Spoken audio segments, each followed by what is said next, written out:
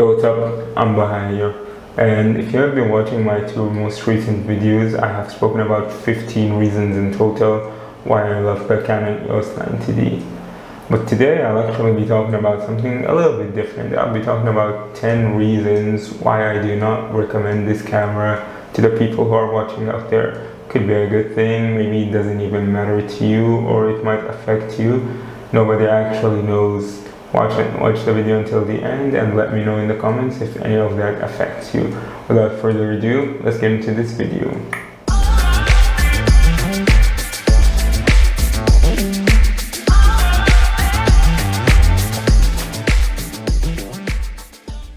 Now, the first point that I want to communicate and to talk about with you is actually the bad noise reduction system on this camera. Now, the Canon EOS 80, 70 and 60D have not really been known well enough for their low light performance, and mainly that's because the camera cannot deal with the low light really well, which means that you really only have three options if you want to actually consider buying the Canon EOS 90D for low light performance. The first option that I would recommend is to either you go for something which is from Sony. For Sony cameras, they are known for their raising codec, and the low light performance is one of the absolute best. Definitely do consider buying a Sony camera if you're going for something mainly for low light performance.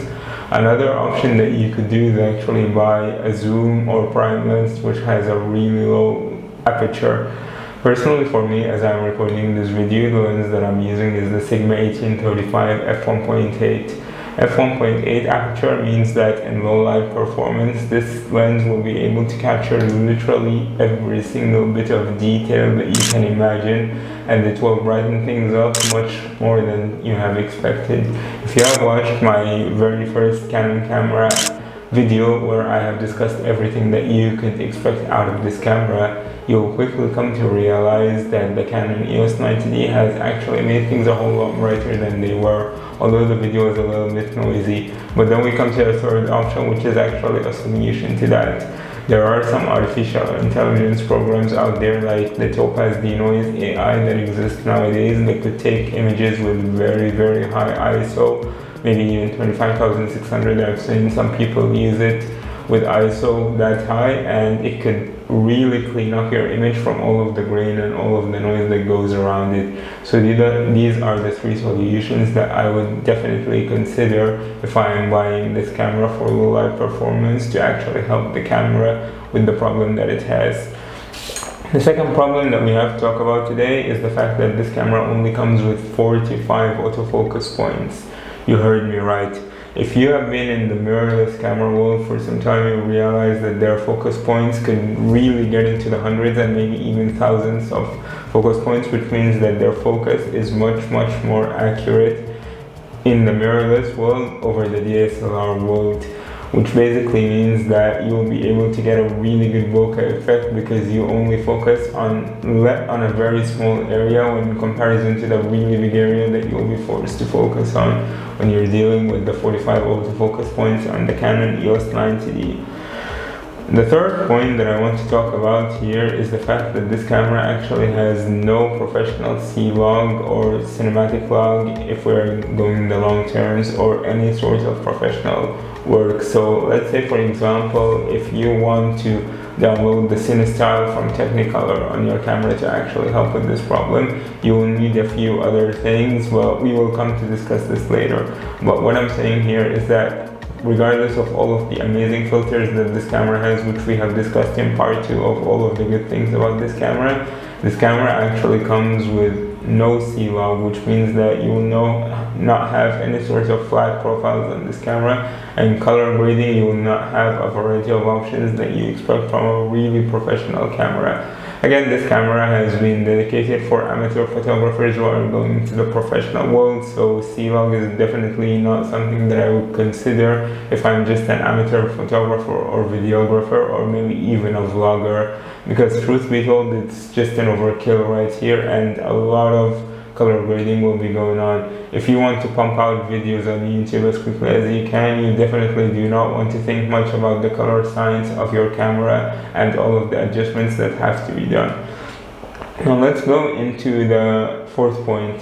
This camera has no physical in-body image stabilization. The stabilization on this camera comes only within the camera itself. Now for me personally, this does not bother me. When I have both this camera and lens, I was only thinking of two things: a talking head and vlogging purposes.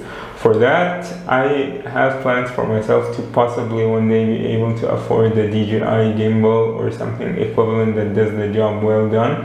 But for me personally, the in-body image stabilization was not a top priority. For that as well, Canon actually has their solution. The fact that the kit lenses that come with this camera, I did not get a kit lens, I only bought the body when I got this camera. The fact that the kit lenses that come with this camera actually have the image stabilization actually solves the problem to some extent. So if you have any sort of shakiness or movement or anything, the lens itself will try to stabilize it, the body will not. But if you're using a lens like the one that I'm using right now, which is the Sigma 1835, this one has no in-body image stabilization, it has no lens stabilization, which means that if it gets shaky, your footage is gonna be shaky. And your best bet is to actually use the warp stabilizer on that in Adobe Premiere Pro if you're using that software for editing, and only hope for the best. So again, if image stabilization is a big deal for you, you have three options. Either you use the warp stabilizer, you eliminate this camera out of your thoughts, or you just buy a gimbal or use a gimbal that you already have. The fifth point that I want to talk about is the battery on this camera. Yes, the battery is really good, and 1300 shots is incredibly well. But let's think about it. Doesn't a bigger battery actually mean that the charging time on this camera will be much longer? That's the problem. If battery is not a big deal to you and you don't mind carrying a few more grams worth of batteries in your bag and you don't mind walking around with that, then hey, you can just go ahead with a mirrorless camera or any camera system that uses a smaller battery. But if battery is a big deal for you, then you will need a big battery, and with a big battery comes a very long charging time. What I'm basically saying here is that if charging time is a big problem for you, you are not going to like this camera, because the battery can take a little bit more over an hour from absolute zero to charge to full. This is how I remember it was on the first day. If I'm not mistaken, it took like 2 or 3 hours, I think. Yeah, it took somewhere about that time range when we have first charged the battery for the very first time. Not ideal if charging time is a problem for you. Now let's talk about the weather sealing. Yes, Canon has actually nailed the weather sealing on this camera, and they have put them in the exact list where all of the electronics which can be affected by water are. But still, this camera is not really good for rain or waterproof, and frankly speaking, I am not willing to test this camera just for some B-rolls under rain, because it's just way too expensive for me right now. So yes, if water, like if you live in a rainy country, for example, I live in Malaysia and rain can literally happen anytime, you'll always need some protective gear just to make sure that the electronics do not get damaged, and to make sure that you do not run into any sort of problems with water or insurance or anything, because if water falls, then it's your fault, it's not a manufacturing issue, and you will have to pay for that. Always get some protective gear if you plan to take your camera outside. Might cost you a little bit more money, but it's much better than paying a really big sum when you actually lose your camera because of a bad decision that you have made. Now let's get into the point number 7, the fact that this camera is really heavy and bulky. If you know anything about mirrorless cameras, they are pretty much popular for their lightweight, like removing the mirrored system and removing a lot of parts out of mirrorless cameras basically means that the weight will be very, very light when in comparison to DSLRs. This camera comes at 701 grams of weight, and it can get really heavy really quickly depending on the system and setup that you're using. So personally for me, my camera weighs 701 grams and the lens weighs 810 grams. Along with that, you could have your microphone that could be another 200 to 300 grams if not more, and then you could have a tripod that's even more weight, so this can easily exceed a total weight of 2 kilograms. Some people do not prefer that. Majority of us might be completely fine with that. For me personally, it never bothered me, especially that I used to lift much heavier weights in the gym before the corona lockdown.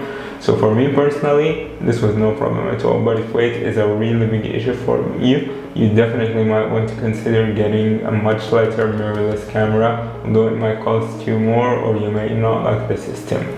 Now let's get into the 8th point, which is the fact that this camera has no USB cable. Sure, Canon has definitely nailed the wireless area of this camera, and they have pretty much made sure that you can connect it to your phone, whether it's an Android or iOS or a laptop. And I have tested the Android and the PC version of this camera connection, and I never had any problems with that. But still, like I've said earlier, I've mentioned that this camera has no C-Log, so my best bet personally is to either download the C-Log or actually get the Technicolor's color grading profile and install it on this camera, which has some really good colors out of the camera. But in order to do that, I will need the cable. Unfortunately, Canon does not supply the cable, so if it is a really big deal for you to get a C-Log installed on your cable of any sort, on your camera of any sort, you will need to spend some extra money and get the cable. Considering the price tag that this camera will have, it will pretty much make you broke really quick. And sadly, you will need to spend a little bit more money on the cable just to be able to do a few extra steps and transfers. Not cool, Canon. I'm sorry, but not cool. Number 9. This camera does not have the best audio quality. If you could actually have a look here, I'm using the microphone on my camera. And for me personally, I do not prefer the audio quality on the Canon 90D. I have actually tested it a few times by complete accident, and let's just say that in the crowd it will pick sound from all directions, and the microphone is just not close enough to your mouth, and it's not like a dedicated build of a microphone. This is just a microphone to be able to get you going along through the day. And if you are walking around with people, around people, or where it's windy and noisy, where there's no dead cat on your microphone whatsoever, your sound will definitely struggle, and you might have to repeat your your set all over again. Not a good idea, definitely not something that I would recommend. And if you do have enough money to buy your own microphone, definitely invest in a really good microphone. That's just my personal advice to you. Now let's go to the final point, the fact that this camera has 120 frames per second but no audio. Majority of us are not going to need 120 frames per second audio because it will be really slow and it will sound really bad, like how I did right now. But like I've said, just having the option and being able to tune it on your own is much better than just having it eliminated completely. Again, if Canon could fix this and actually make it available to have audio at 120 frames per second, give you the option, some of us might actually prefer it, and in consequence of that, some of us would be willing to spend a little bit more money just for that. Whatever case you might have, be good or bad or whatever you want to do, some people still do prefer the 120 frames per second audio. That's about it for this short video. Thank you guys so much for watching. If you have liked this video, then please make sure to hit the like below, subscribe and comment down below as well. It really means a lot to me. Follow me on Instagram, Twitter, the links will be in the description down below as well. And without further ado, thank you guys so much for watching. I'm Baha, and I'll see you in the next time. Peace out.